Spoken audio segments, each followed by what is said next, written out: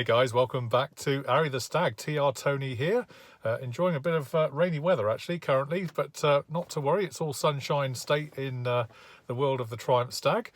So thanks for joining us. This week I've been looking at a rather illuminating subject of how on earth you change over a light bulb in a Triumph Stag headlamp.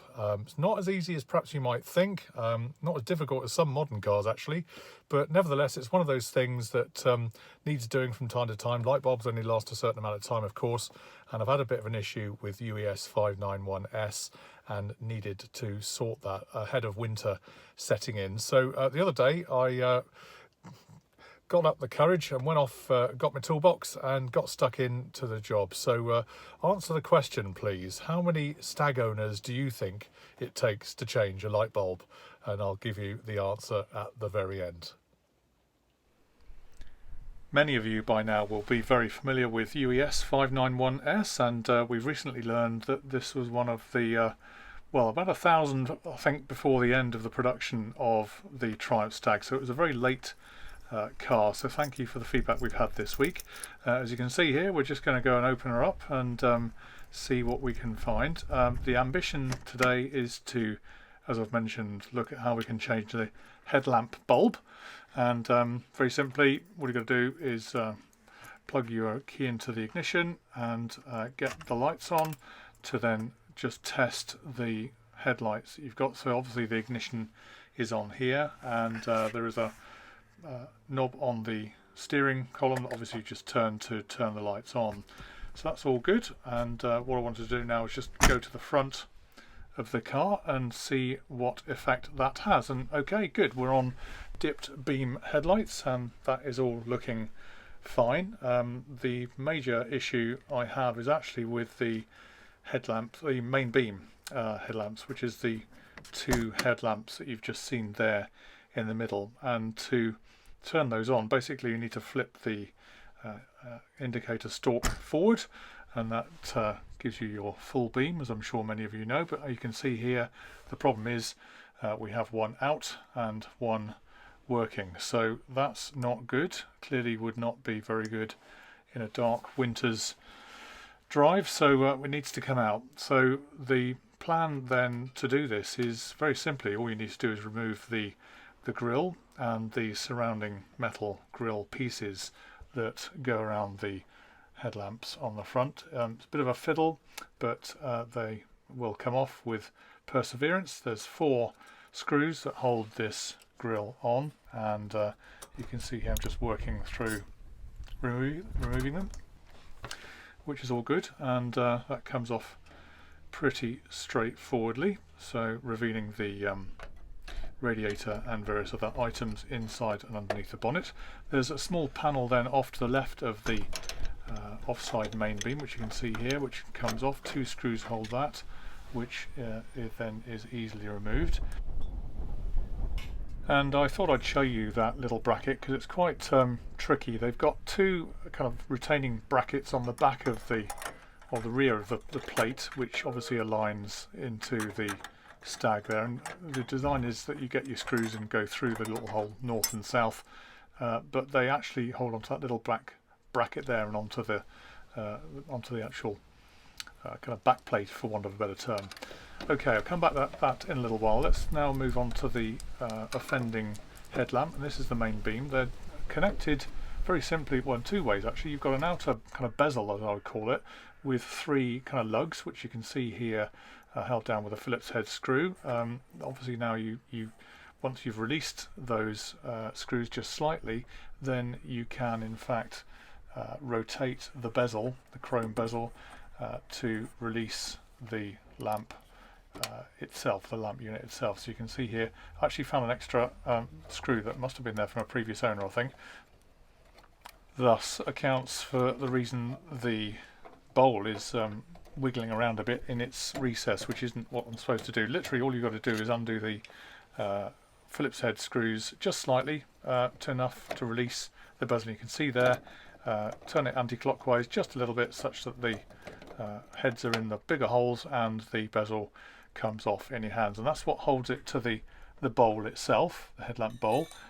You can see here I'm going to pull the unit out now, and the offending light bulb is in the middle of the lamp itself. However, I do just need to make sure that this headlamp bowl itself is secured, so I'm just going to temporarily stick another screw back in there to hold it, because clearly if that is not straight or held in, it will adjust the beam accordingly, maybe in the wrong way, perhaps into somebody else's eyes. So now to get the bulb out, pretty straightforward, as I'm sure we're used to with modern cars these days. You've got a spring kind of clip there that you squeeze together and lift up, and that removed then allows you to remove the light bulb, which is connected to the wires behind with some little clips you can see.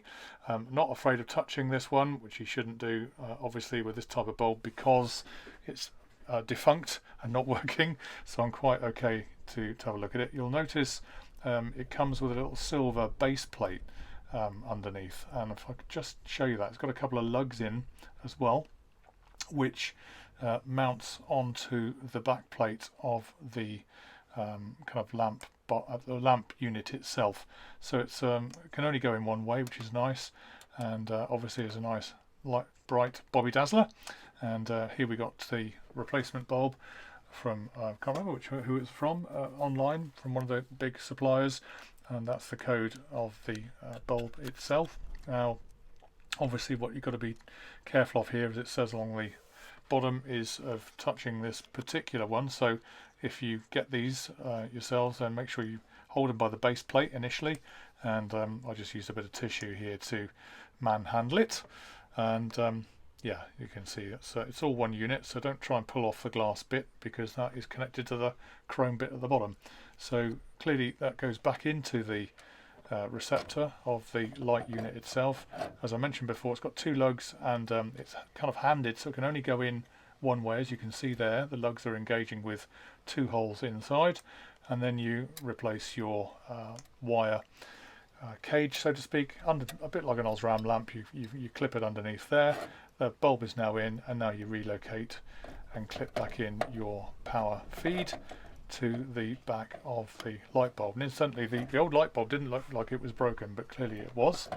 Now, okay, we've got to this stage. It would be very easy to crack on and put it all back, but actually I like to test mine before I do that. So obviously be careful, make sure it works. So there you go, you can see I've been back to the car, turn the main beam on, and there it is, bobby dazzler, it's working, joy.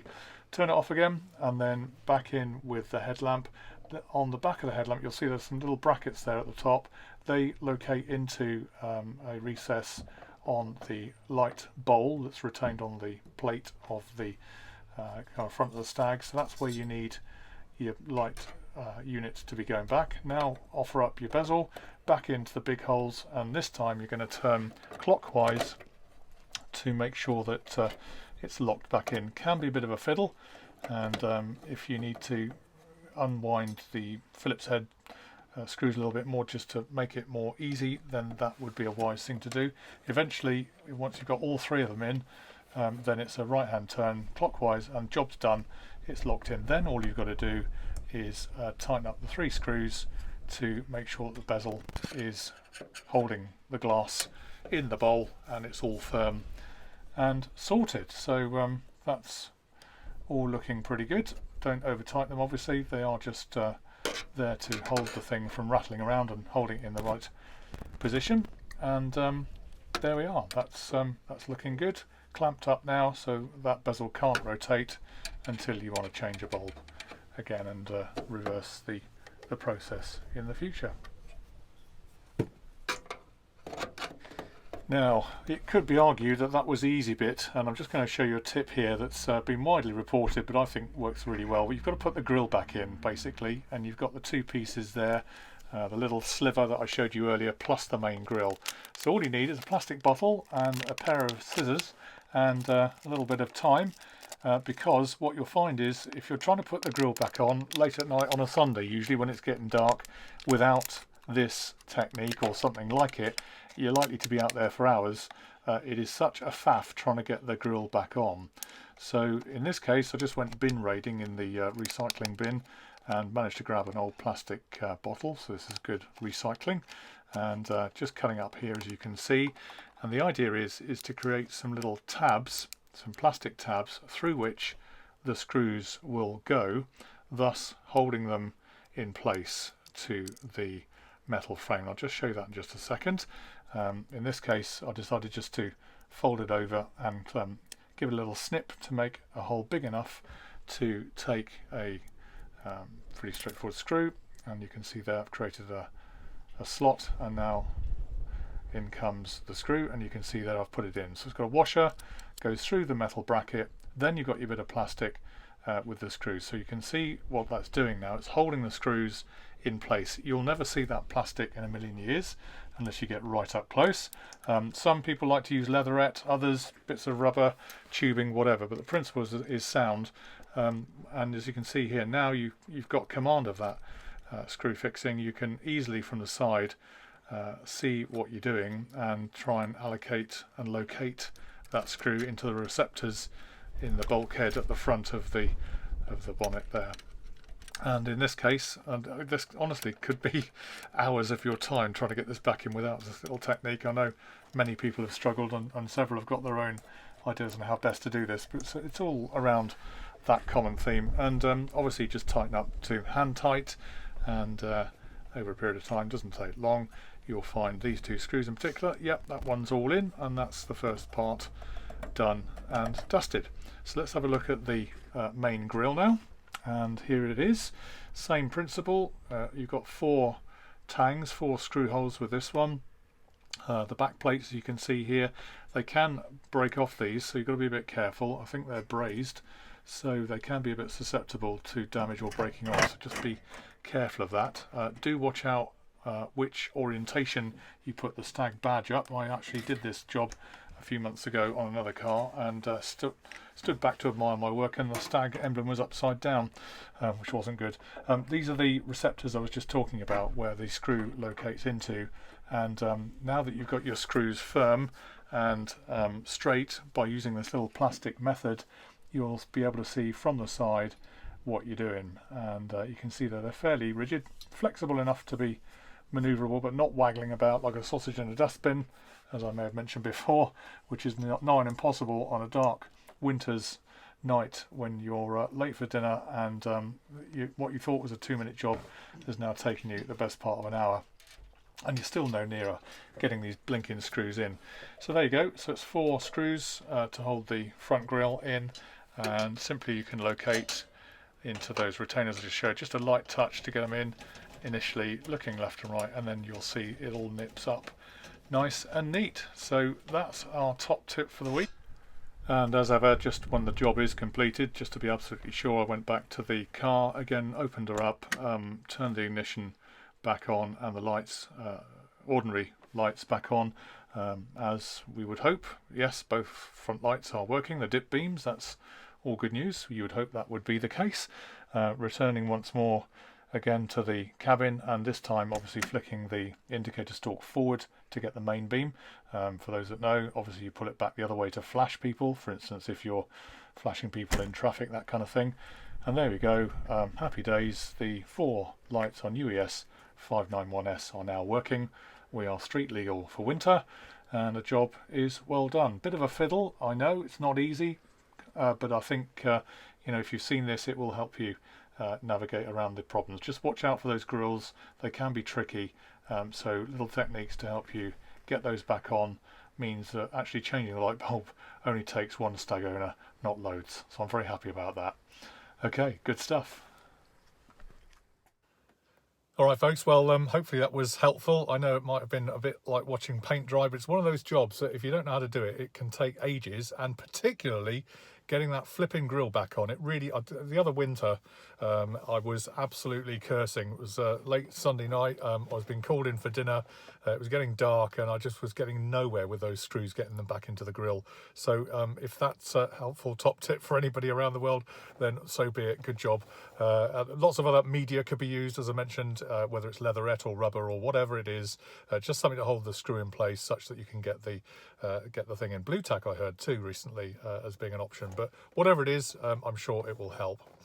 Good. Okay. Well, hopefully that's been useful. Thanks for watching as ever. Please don't be afraid to like, share and subscribe. If you know someone who'd like to join us on our journey, please invite them. It's always great to get their input. Also, any films, videos, pictures that you've got of your cars. Very, very interested in sharing those with the Arry the Stag kind of group on Facebook, or the following we have on a Saturday. We do a Saturday morning, Saturday sockets email, and if you want to be part of that, please just go to our website and sign up for it. Part of that process is actually, as I'm sure you've heard, is signing up for a free Arry the Stag badge of honour that you can stick on your windscreen, regardless of whether it's a Stag or a other car. We don't mind. That's great, and always good to help share the classic stream with everybody worldwide. So that's there for you. And yeah, I think that's about it for this week. Have a great week wherever you are, guys, and we will see you online on Arry the Stag very soon. Cheers for now. All the best. Bye.